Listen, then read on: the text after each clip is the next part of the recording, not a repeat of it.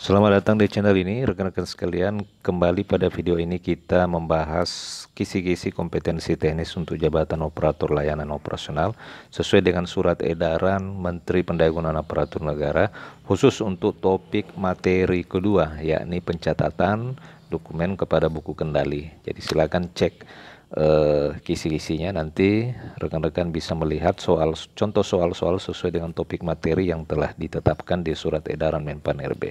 Sebelum kita bahas hal itu, kepada rekan-rekan yang ingin mendapatkan paket lengkap bank soal terbaru sesuai dengan kisi-kisi Menpan RB, rekan-rekan bisa menghubungi admin kami. Nomor WA-nya saya bagikan di kolom deskripsi dan kolom komentar video ini. Silakan klik linknya, nanti akan terhubung otomatis, dan silakan laporkan jabatan atau formasi yang rekan-rekan lamar pada seleksi P3K tahun ini, agar nanti admin bisa menyiapkan kisi-kisi kompetensi teknis terbaru sesuai dengan jabatan atau formasi yang rekan-rekan lamar. Baik rekan-rekan, langsung saja kita ke soal nomor 141 terkait dengan materi pencatatan dokumen. Rekan-rekan bisa ikut serta di dalam menjawab soal-soal ini dengan menuliskan pilihan jawaban yang kira-kira tepat, apakah A, B, C, D, atau E di kolom komentar video ini. Soal yang pertama nomor 141. Setelah menerima sarana dan prasarana, operator harus mencatat dokumen penerimaan barang. Apa tujuan utama dari pencatatan dokumen pada buku kendali? Jadi ini sesuai dengan topik kedua dari kisi-kisi materi pada surat edaran Menpan RB khusus untuk jabatan operator layanan operasional, yakni pencatatan dokumen pada buku kendali. A. Untuk mengingatkan operator tentang barang yang telah diterima. B. Untuk memudahkan pencarian dan memelihara administrasi yang tertib.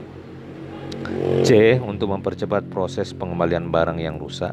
D. Untuk memastikan barang tidak hilang dalam proses penerimaan. E. Untuk membuktikan bahwa barang tersebut diterima secara fisik. Silakan untuk soal nomor 141, apakah jawabannya A, B, C, D, atau E? Tuliskan di kolom komentar 5 detik dari sekarang.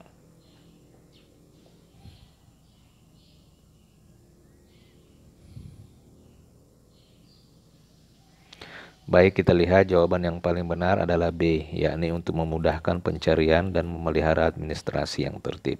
Penjelasannya bahwa pencatatan dokumen pada buku kendali bertujuan untuk menciptakan sistem administrasi yang tertib dan memudahkan pencarian informasi terkait barang yang telah diterima, sehingga mempermudah proses monitoring dan verifikasi di masa depan. Ini adalah tujuan dari pencatatan dokumen pada buku kendali, ya. Ini sesuai dengan topik materi dari surat edaran Menpan RB. Tujuannya adalah menciptakan sistem administrasi yang tertib dan memudahkan pencarian informasi terkait barang yang telah diterima. Lanjut ke soal nomor 142. Pada saat mencatat dokumen sarana dan prasarana, operator harus memastikan bahwa data yang dicatat mencakup informasi apa saja. A. Nama pengirim dan alamat pengiriman. B. Tanggal penerimaan dan nomor dokumen pengiriman. C. Nomor rekening bank pengirim. D. Rincian harga barang yang diterima. E. Informasi kontak vendor pengirim. Silakan untuk soal nomor 142. Apakah jawabannya A, B, C, D, atau E? Tuliskan di kolom komentar 5 detik dari sekarang.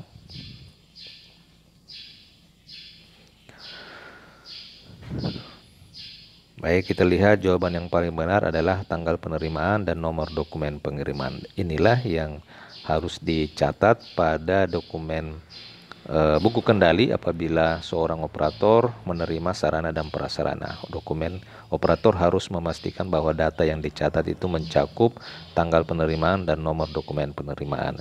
Penjelasannya, informasi yang tercatat di dalam buku kendali itu harus mencakup data yang relevan seperti tanggal penerimaan, nomor dokumen pengiriman, dan rincian barang untuk mempermudah pencarian dan verifikasi barang yang diterima. Nah, ini yang harus rekan-rekan pahami penjelasan dari soal ini, bahwa buku kendali itu harus mencakup tanggal penerimaan, nomor dokumen pengiriman, dan rincian barang. Kita lanjut ke soal nomor 143. Jika operator mencatat dokumen sarana dan prasarana pada